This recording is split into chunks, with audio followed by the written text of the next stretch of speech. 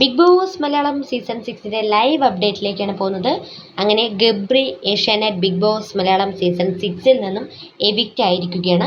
നമ്മൾ പ്രൊമോയിൽ കണ്ടതിന് ശേഷം ഏകദേശം ഉറപ്പിച്ചിരുന്നു അത് ഗബ്രി തന്നെ ആയിരിക്കും എന്നുള്ളത്. പിന്നെയും ഏതെങ്കിലും കാരണങ്ങൾ കൊണ്ട് ബിഗ് ബോസിൻ്റെ ഏതെങ്കിലും രീതിയിൽ ട്വിസ്റ്റുകൾ വന്നാൽ മാത്രമേ ഗബ്രി അല്ലാതെ മറ്റേതെങ്കിലും കണ്ടസ്റ്റൻ്റ് പുറത്ത് പോവുകയുള്ളൂ എന്നുള്ളത് മുൻപ് തന്നെ പറഞ്ഞിരുന്നു. എന്നാൽ ഇപ്പോൾ ഗബ്രി തന്നെയാണ് പോയിരിക്കുന്നത്.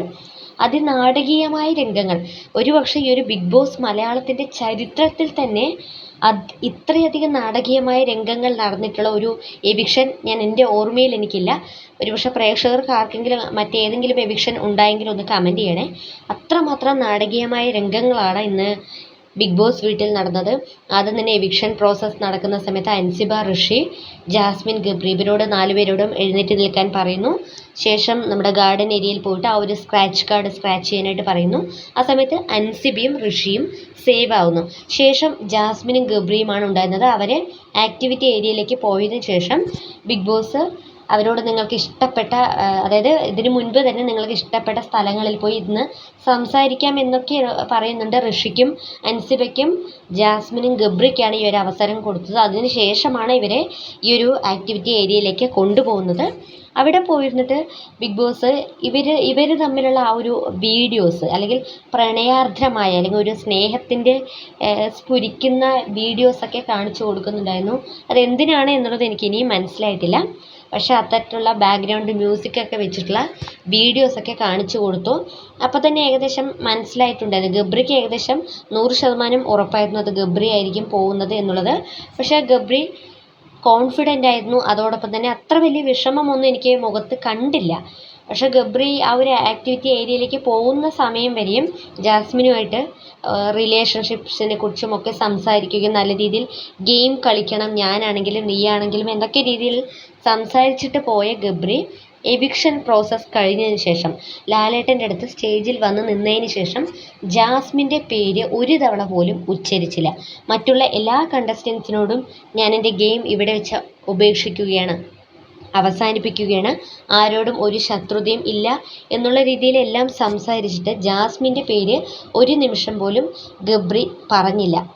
അതോടൊപ്പം തന്നെ ജാസ്മിൻ അത് റസ്മിനോട് പറയുന്നുണ്ടായിരുന്നു, എന്താടി അവൻ എൻ്റെ പേര് ഒരു തവണ പോലും പറഞ്ഞില്ല എന്ന് പറഞ്ഞുകൊണ്ട് അവിടെ കരഞ്ഞ് നിലവിളിക്കുന്ന ഒരു ജാസ്മിനെയാണ് നമ്മൾ കാണുന്നത്.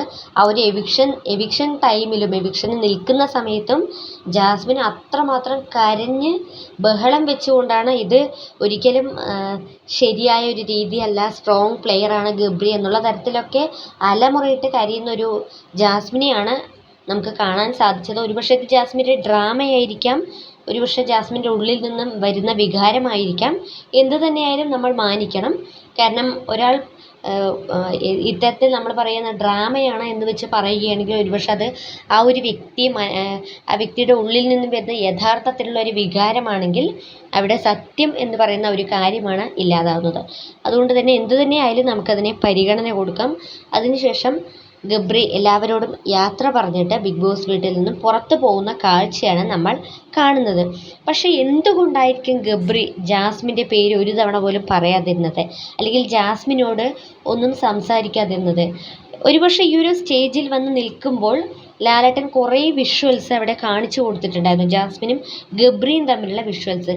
ആ ഏതെങ്കിലും വിഷ്വൽ കണ്ടിട്ട് അതിൽ നിന്ന് താൻ കാരണമായത്, ജാസ്മിൻ കാരണമാണ് താൻ പുറത്തു പോകേണ്ടി വന്നത് എന്നതിനെപ്പറ്റി എന്തെങ്കിലും ഹിന്റ് കിട്ടുകയോ അല്ലെങ്കിൽ അത്തരത്തിലൊരു ഗബ്രിയുടെ മനസ്സിൽ വന്നതുകൊണ്ടുമാവാം ഒരു പക്ഷേ ജാസ്മിൻ്റെ പേരവിടെ പറയാതിരുന്നത്. എന്താണ് കാരണം എന്നുള്ളത് നമുക്ക് വ്യക്തമല്ല. അതൊരു പക്ഷേ ഗബ്രി പുറത്തിറങ്ങിയതിന് ശേഷം ഏതെങ്കിലും മീഡിയാസിനൊക്കെ ഇൻ്റർവ്യൂ കൊടുക്കുന്ന സമയത്ത് ഏതെങ്കിലും വേളയിൽ ഒരുപക്ഷെ അതിനെക്കുറിച്ച് അറിയാൻ സാധിക്കുമായിരിക്കും. നമുക്ക് എന്തായാലും കാത്തിരിക്കാം. എന്തായാലും ജബ്രി എന്നുള്ള ആ ഒരു കോംബോ അവസാനിച്ചിരിക്കുന്നു. ജാസ്മിനും ഗബ്രിയും ഇപ്പോൾ ഇൻഡിവിജ്വലായി, ഗബ്രി എവിക്റ്റ് ആയിരിക്കുന്നു. ജാസ്മിൻ ആണെങ്കിൽ ബിഗ് ബോസ് വീട്ടിൽ തനിച്ചായ ഒരവസ്ഥയും. ജാസ്മിൻ ഇപ്പോൾ ഏക ആശ്രയം അല്ലെങ്കിൽ ഏക കൂട്ട് എന്ന് പറയുന്നത് റസ്മിനാണ്.